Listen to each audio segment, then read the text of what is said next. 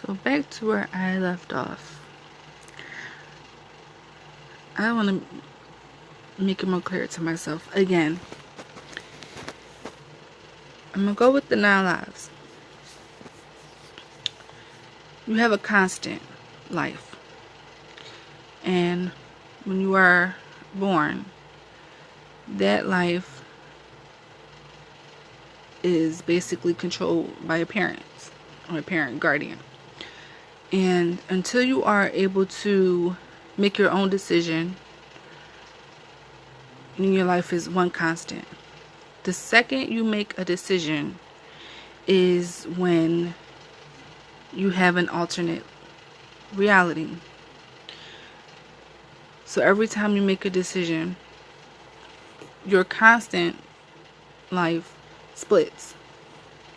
And I feel like that is kind of true to my own experience, because sometimes, I'll have a deja vu, or I'll have a very extremely vivid dream where I can remember everything. I remember the clothes, the smell, like everything in detail. So I'm basing this off of myself and some things that I've learned. And when I say that I have vivid dreams, it's like it's almost real. It's not known to me that it's not real until I wake up to my constant life, which is something that I remember. And then sometimes I have to figure out where I'm at exactly, like what happened the day before. I'll get a little slight case of amnesia, and I have to think to myself, like, okay, which life am I in? And it's not scary to me now because I've dealt with it for like several years or whatever. But now I'm more intrigued by it, because I'm like, if this is true,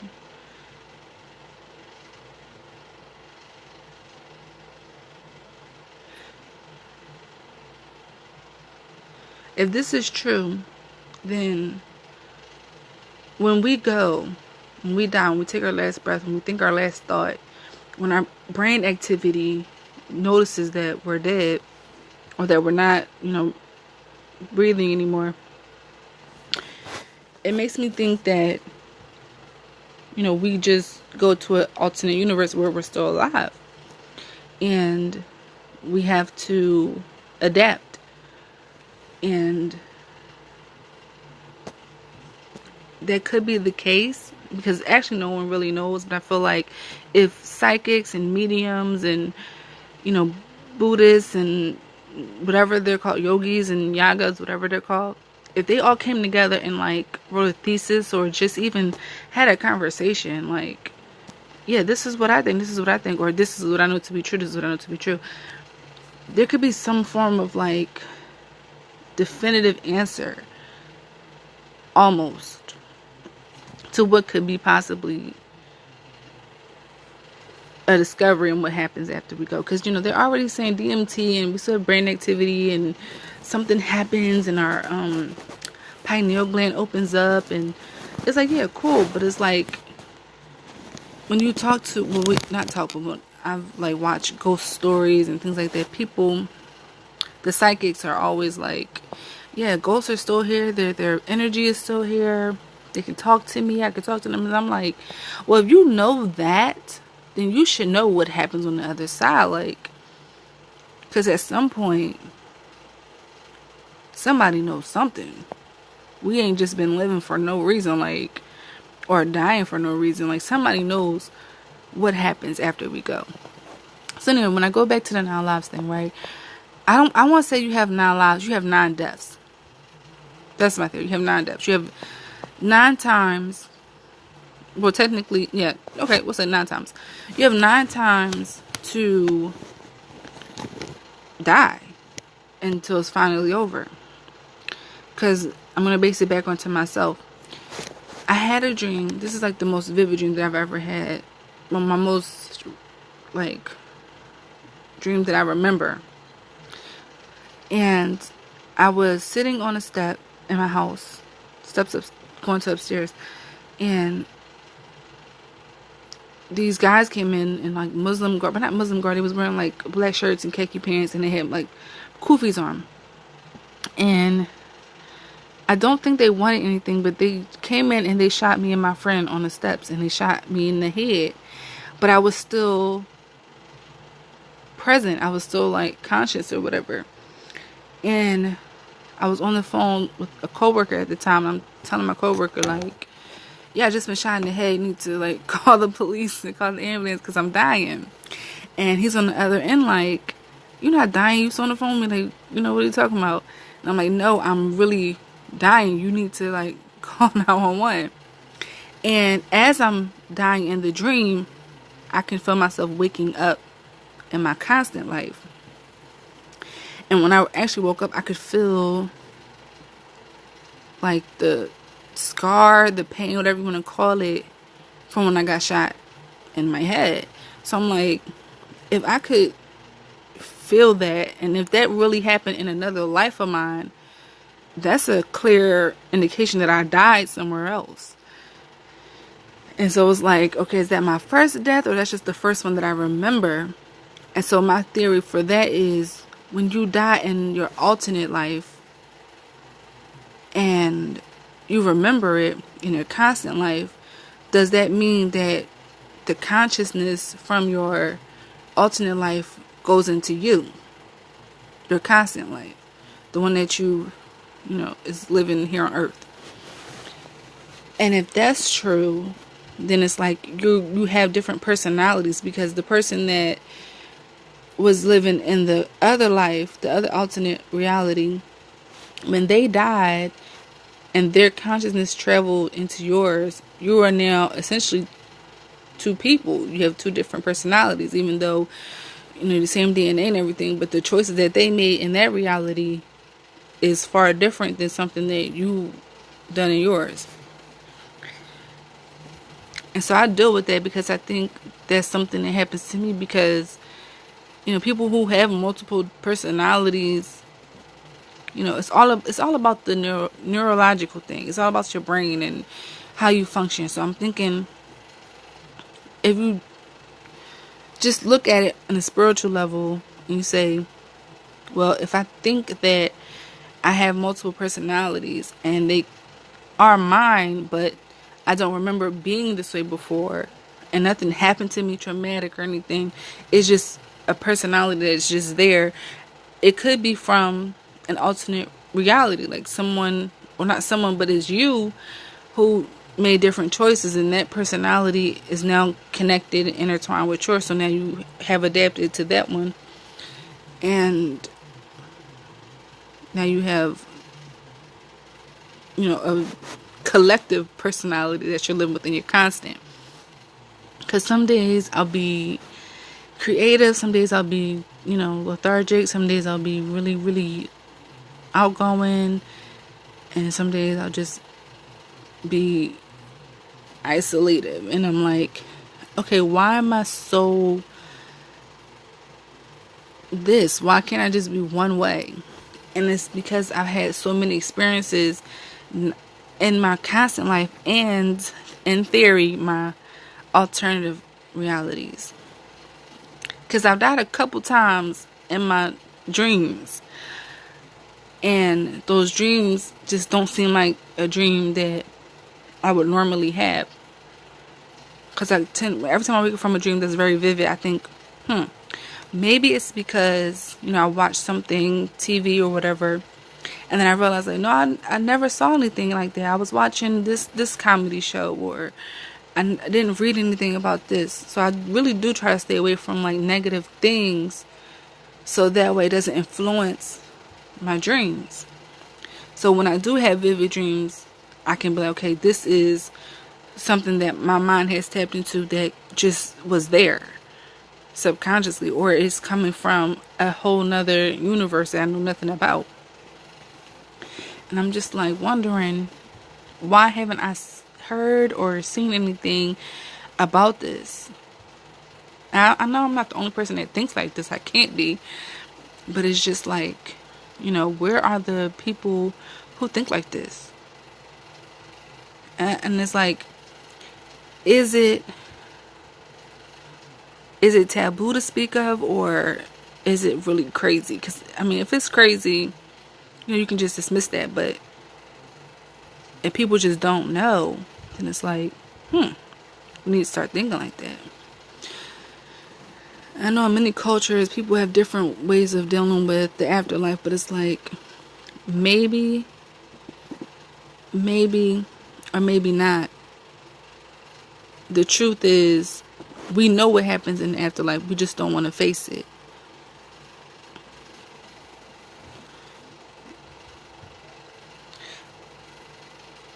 So my theory goes to say, with the 9 deaths, I'm not going to say 9 lives. I'm going to say the 9 deaths. Because you could have, I mean, if I'm going to go with what everyone else is saying, which is, multiple and infinite realities and universes that are parallel. You split off and make a decision, say you want to cross the street, but the traffic lights aren't working. Maybe you have a decision to make. I cross when I see no cars coming, or I cross in the street where there's a few cars coming. You say, okay, I'm going to wait until there's no cars, and then you cross the street and you don't get hit by a car. You make another decision and say, okay, I'm going to cross when there's a few cars coming. I can run fast. And then right there you get hit by a car, and maybe you end up in a wheelchair, you end up on crutches. Those are 2 different realities. Those are 2 different decisions that you've made.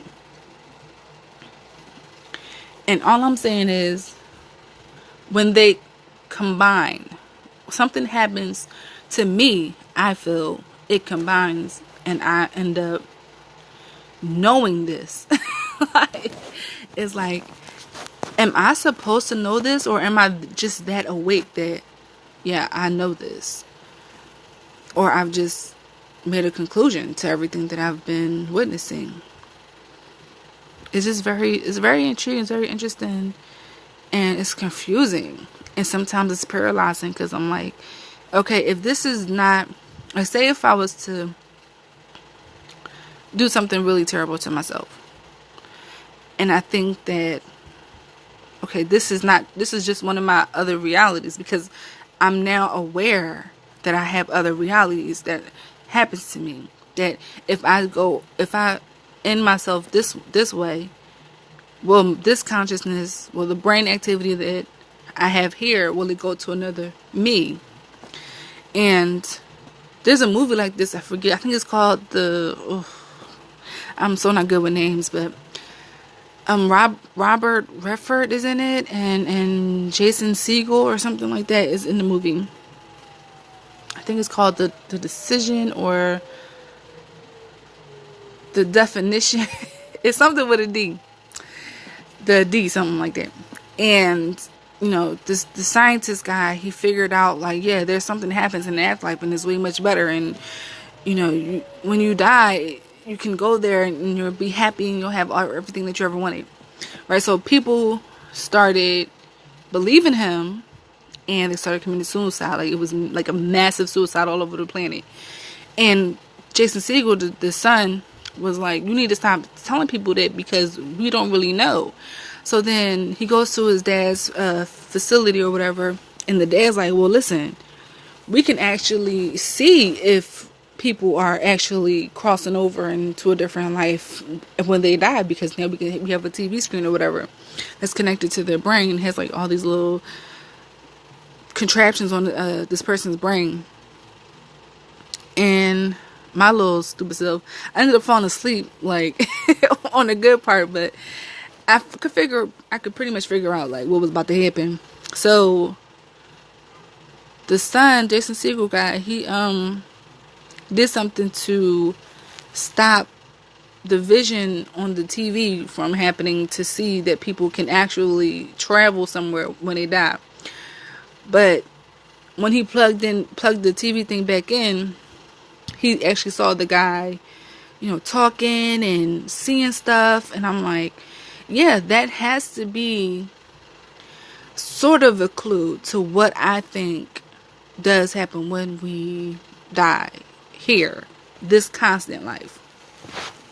And then also, I do feel like this life now is sort of kind of, is veered off somewhere. Like, it's not is not the way it was supposed to be, which makes me think that this is not the constant life.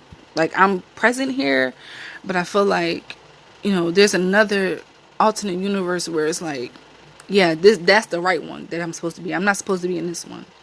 So it is kind of like confusing, and it's, like I said, it's paralyzing sometimes, and it's hard for me to think, like, or it's hard for me to motivate myself, because I'm thinking, like, what am I doing this for? This planet here, like, this universe here is fucked up, and there's no reason for me to try anything here, because it's off. It's off. Something happened, and it's off. Like, the assassinations of JFK and Martin Luther King and Malcolm X and on down the line, like, things that weren't supposed to happen, and you could tell, like, this was not supposed to happen.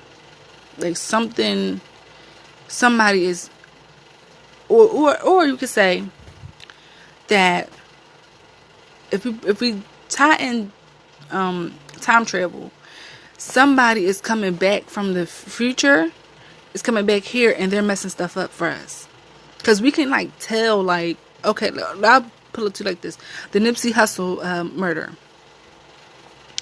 you can tell that came out of nowhere, and it's like, deaths like that makes you think, like, somebody is messing with our universe, like, somebody is really alternating something here, and they're trying to prevent something from happening in the future that we don't know nothing about. Because I do believe that somebody figured out time travel, because nobody just came out of their ass with that. Like, somebody got a machine, and they know how to go back and forth through time. Even though I do feel like it's a stretch, but everything that they put in the movies, they got it from somewhere. Even with the whole Area 51 thing, somebody got it from somewhere.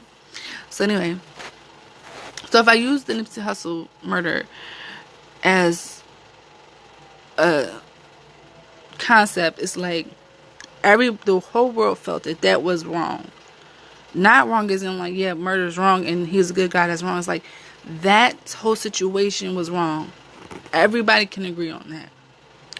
Even with, like, Prince and Whitney Houston and Michael Jackson, I know these are, like, celebrities and stuff like that, and people in their real lives have family members that they feel like, okay, that should not have happened, because I have that in my own, but I won't speak on that here.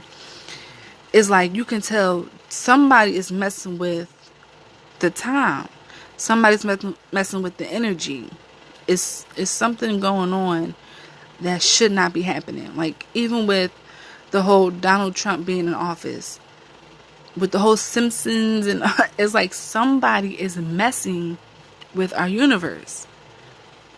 And yeah, you can dismiss it and say I'm a kook, and I watch too many Marvel movies or whatever, I'm Doctor Strange and all. But it's like, yo, for real, something's not right with this universe. Something's really wrong, because it's just too much negative. And you can see people saying, okay, we're going to start this alkaline lifestyle, and we're going to stop eating meat, and we're going to start, using clean energy. And it's like, yeah, let's all do that. But for some reason, it's not happening collectively. Like, people are just not getting the point. Like, yo, the planet is in danger, which means we have been in danger for a longer time. But it just seems like nobody is paying attention to that, which is very, very telling. Like, what is happening? So yeah, I'm putting all of this in my book at some point. I'm going to have the characters, like, feel what I'm feeling and think what I'm thinking. But I'm trying to tie it into, I'm trying to actually have, a tangible thing that readers can grab after they read, like, this. If they read a book, a chapter, and they say, okay, well, this was talking about, spirituality and stuff like that, they can go and research and say, okay, well, she didn't just take that out of her ass. This came from, somewhere on Google. And that's really what I really want to do, because even when I do look up Marvel characters and I say, okay, well, I remember, Captain America said something like this, or something happened in Black Panther that I feel, is a little bit of truth to it. And it is because the writers, they come up with this stuff because they've read something, or they were, in school and something came about it and they put two and two together, because that's mostly what I do, is I put two and two together, because, this person here might be saying something that doesn't go along with the person that said something over here, but something in between those two lectures or information sounded like a puzzle piece coming together. And that's what I really want to do. That's what I really want my book to do. Because even when I go back into thinking about how did the Europeans become so educated and vile towards Africans, what made them say, yeah, I'm going to go to Africa and steal the natives, and then I'm going to learn all about all their history, and then I'm going to change it and make it fit my history. You know what I'm saying? Like, who? Yeah, it's basically who did that. And I read something and I heard something, and I'm just like, okay, well, what will make those people trade on the Africans? Like, if we're all supposed to be, this one thing, then what would make essentially this person who's a part of this tribe betray their tribe? And then you go into, well, maybe, Neanderthals are just casted out albinos. And it's like, okay, well then when you actually do see an albino and you see they have blonde hair and they have blue eyes and they have white skin, and then you look at a white person, you can tell there's a similarities, but then there's a difference. Like, okay, I can tell that's an albino person, and I can tell that's a white person. So it's just like, okay, cool. And then people really get upset when they say that, black people look like animals and white people look like animals. Like, a white person like a pig and a black person look like a gorilla or a monkey or a horse or a bird or a mouse. And it's like, yo, that's kind of true. Like, like, I know I have facial features of, I want to say a mouse. Like, I have really tiny features, and I'm thinking, I kind of look like, a bear or a mouse or something. And I see some people that have high brows and they look like they could be part of the, the gorillas or something like that. And it's like, don't get offended by it, because we all come from somewhere. We're all originally from something. And if you go with the whole Christianity and the Bible thing, and they say, God made man from mud and da-da-da-da, and then you're like, okay, cool, well, what did you make the animals out of?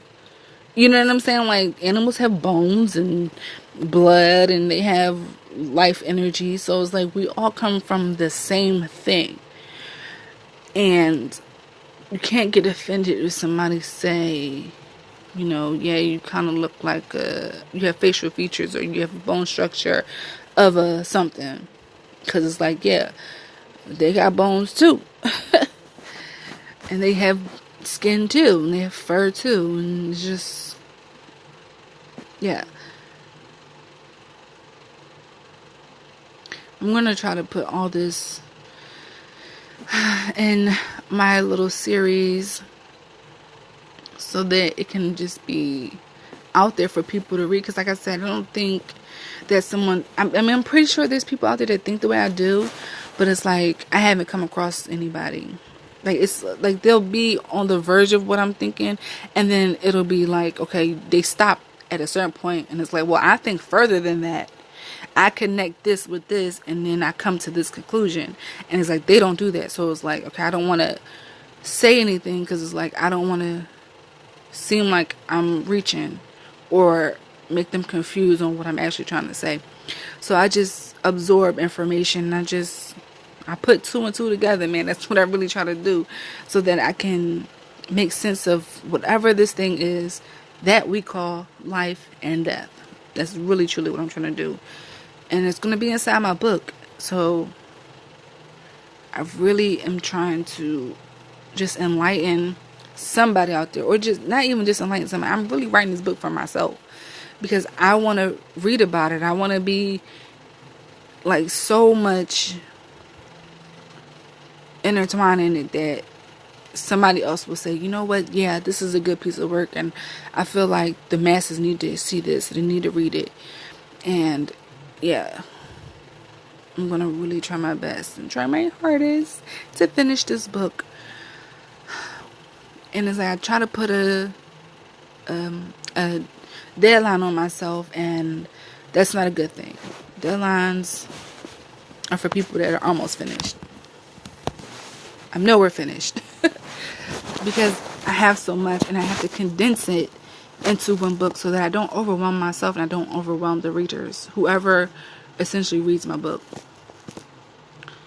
And man, I just really hope that it don't come across as a kook or just a weirdo.